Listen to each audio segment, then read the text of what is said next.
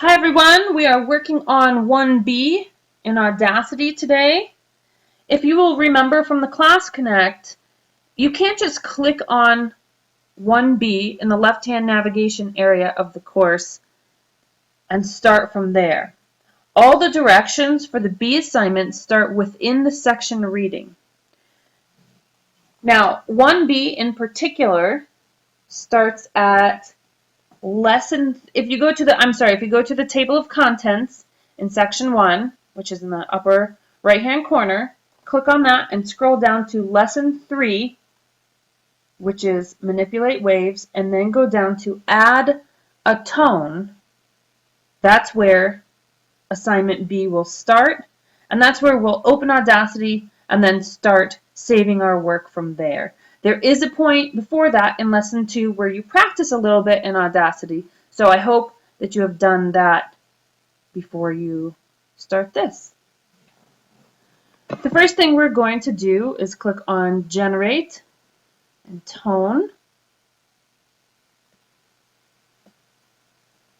You don't need to do that. It should have actually already been on Sign. Okay, so when you open yours up, that should say Sign. We are going to change this to 3 seconds instead of 30 seconds. You should have already practiced this before trying this if you're going through the section. We're going to hit OK. So there it made a 3-second, what we call a track. This thing right here, okay, is called a track. Let's hear what it sounds like. This is a sine tone. Okay, we are going to duplicate that by going to Edit,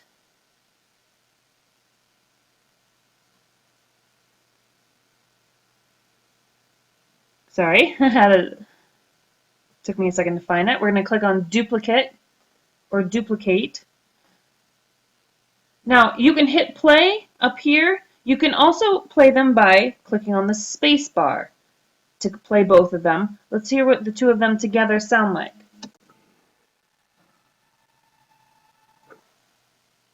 Okay, as you can tell, the sound of it didn't change, it just got louder. And so that's what happens when you play two tones that are exactly the same together. It just gets louder. So what we just did was listen to something called in phase. Okay, and that's when you listen to two sounds that are the exact same, waves that are the exact same. Okay, now we're going to create something called inverted waves. Let's go ahead and click on this. We're going to use the zoom tool to zoom in. Whoops, there we go.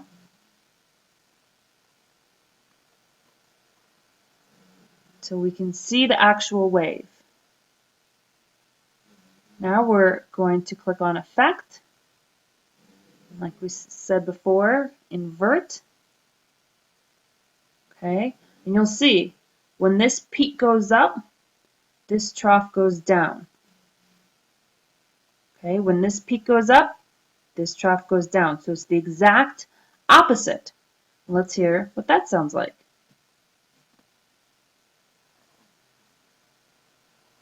Okay, so we actually can't hear anything because the two waves cancel each other out.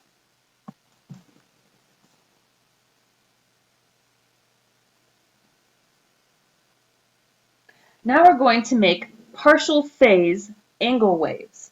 And that's when the two waves don't line up either as in phase, which is the exact same, or inverted, which is the exact opposite. Okay?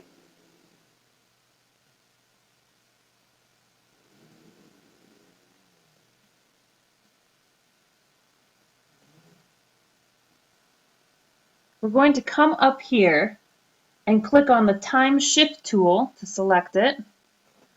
And then down here, we're going to click and drag, and we can move this around. Okay?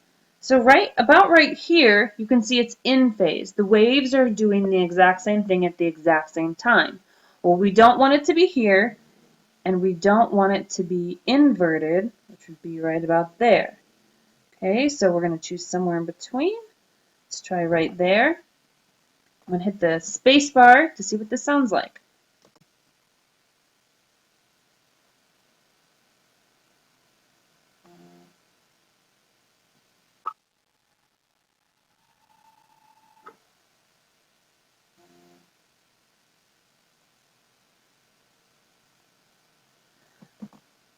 Okay, let's try it again and see what else we can. If I move it just a little bit over here, let's see what happens.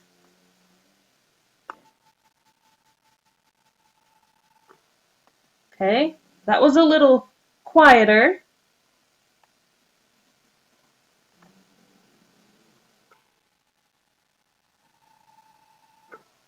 And that was a little louder. So as you can see, the closer we get to inverted, the quieter it is.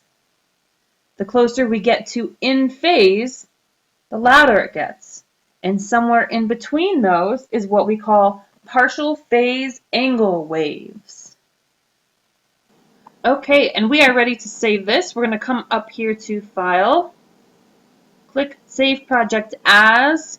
Let's go ahead and read this, and then we'll never need to read it again, so I'm going to click this. You're saving an Audacity project file, which will be a .aup.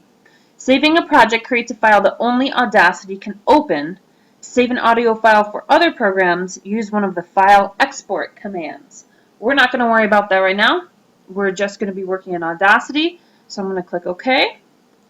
This will pop up. I'm going to find the folder where I keep my audio files, which is going to look a little different than wherever you keep yours. Mine's in Audio Engineering, and then Section 1. And then we are going to save it as phase underscore tones. And then click on Save. And that is the first part of assignment 1B. Okay, next we're going to jump right into the next file that we're going to create in Audacity, which is still part of assignment 1B. This one is all about octaves. So again, we're going to do generate and tone. As you can see, I'm in a brand new file. So I opened up Audacity and clicked new. So we still have sine, we still have 3 seconds, and you want to make sure that the frequency, which is measured in something called hertz, is 440. I'm going to go ahead and click OK. We're going to change the name of the track. So we click on audio track and then name, and we're actually going to, it's already highlighted for us, we're going to change it to the frequency. We're going to name it 440 so we know which track is which, because we're going to create a couple other tracks. Let's go ahead and listen to this one. Sounds very similar to the ones that we've been working on, right? Okay, so we're going to do Edit.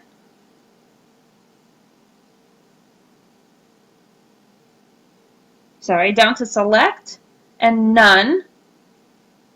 We deselected that one because we're going to generate another tone. This time, we're going to do 220. Now what we're doing, we're creating a different, same note, different octave. Let's listen to this one.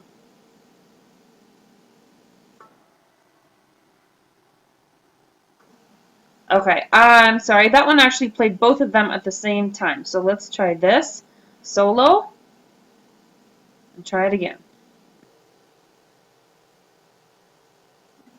Okay, so as you can hear, it's a lower frequency or lower pitch, but it's the same note. Okay, we're going to do Edit. We're going to deselect again, select and None, and then we're going to generate again another tone, but in a much higher octave. As you can see, 220 doubled is 440. 440 doubled is 880. Okay, so there's a lot of math involved in making music digitally. Okay, as you can see, we are just using multiplication to create different octaves. All right, let's hear this one all by itself.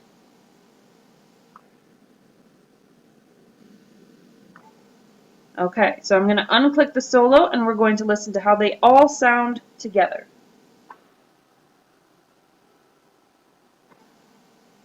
There are 3 octaves, a high, a low, and a medium. All 3 the same note, just different octaves.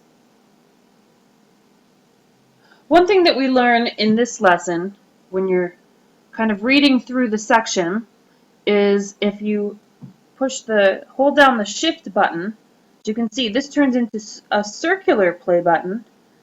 This will do something called looping. Looping is when you play the same track, but it repeats. Let's try it out. So I'm holding the shift button, and now I'm pressing play.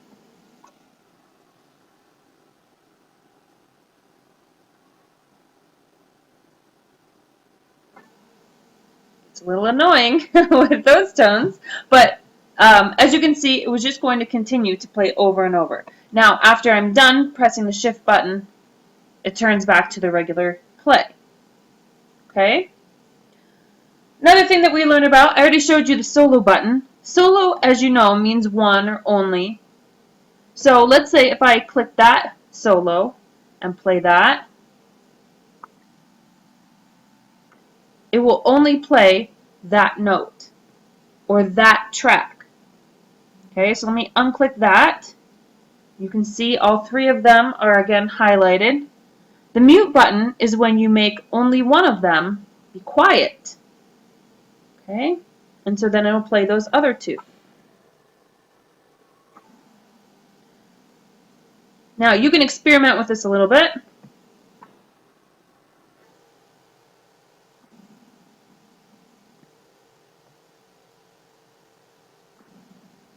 Oops.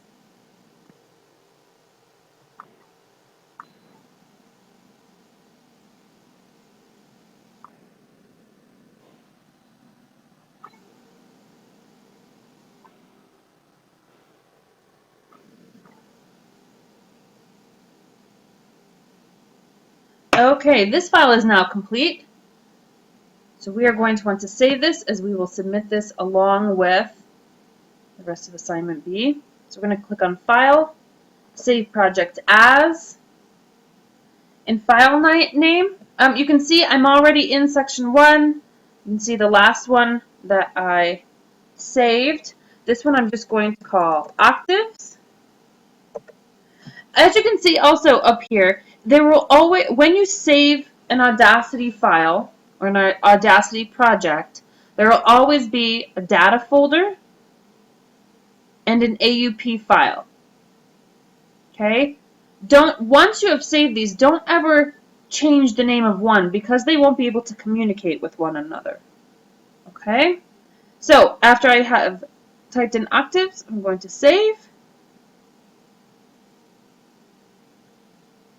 And actually, you know what I should have done? I apologize. I should have unclicked that. So let's make sure all 3 of those are visible. So because I changed a little, I'm going to go ahead and do Save Project As again. There we go. Okay, I will continue with the rest of assignment 1B in the next video.